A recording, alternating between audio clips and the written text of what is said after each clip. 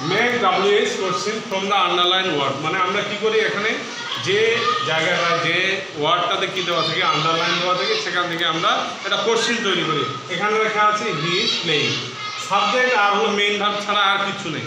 He is playing, সে খেলছে, তাহলে এখানে খেলছে, তাহলে এখানে তোমরা কি করবে এখন তালগোল পাকা যাবে যাওয়া, এখানে শুধু সাবজেক্ট আর অক্সিলারি ভার্ব অর্থাৎ সাহায্যের ভার্ব আছে, ভার্বের নিচে আন্ডারলাইন। তাহলে আমি কি করব, তোমাকে মাথায় বুদ্ধি খাটায় কি করতে হবে, এখান থেকে প্রশ্নটা আগে বাংলায় করে নিতে হবে।